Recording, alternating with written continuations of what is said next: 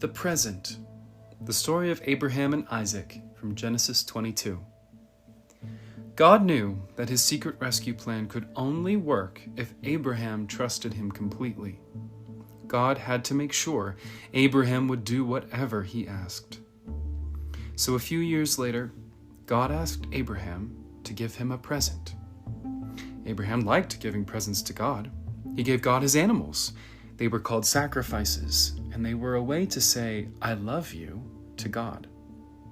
But this time, God didn't want a lamb or a goat.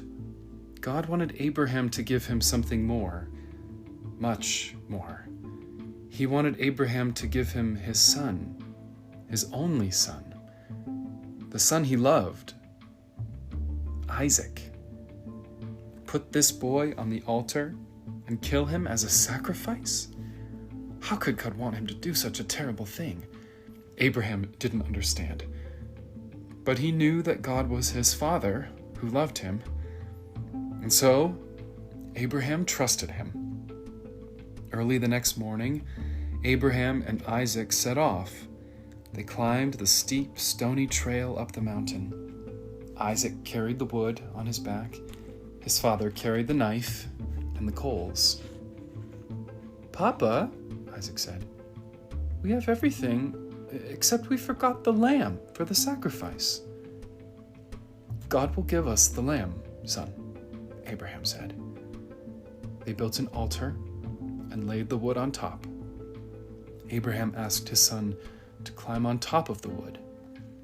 Isaac didn't understand, but he knew his father loved him, and so he trusted him. He climbed up onto the altar, and Abraham tied his boy to the wood. Isaac didn't struggle or try to run away. He just lay there quietly and didn't make a sound. Everything was ready. Abraham took the knife. Tears were filling up his eyes. Pain was filling up his heart. His hand was shaking. He lifted the knife high into the air. "Stop," God said. "Don't hurt the boy. I want him to live and not die. I know now that you love me because you would have given me your only son." Abraham felt his heart leap with joy. He unbound Isaac and folded him in his arms. Great sobs shook the old man's whole body. Scalding tears filled his eyes, and for a long time they stayed like that, in each other's arms, the boy and his dad. Suddenly, Abraham saw a ram caught in some brambles. The sacrifice. God had given them what they needed just in time.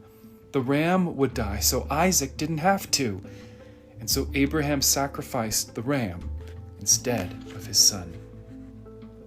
And as they sat there on the mountaintop, watching the embers of the fire die in the cool night air, the stars above them sparkling in the velvet sky, God helped Abraham and Isaac understand something. God wanted his people to live, not die. God wanted to rescue his people, not punish them, but they must trust him.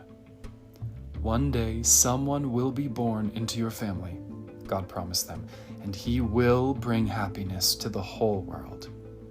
God was getting ready to give the whole world a wonderful present. It would be God's way to tell his people, "I love you." Many years later, another son would climb another hill, carrying wood on his back. Like Isaac, he would trust his father and do what his father asked. He wouldn't struggle or run away. Who was he? God's son, his only son, the son he loved, the Lamb of God.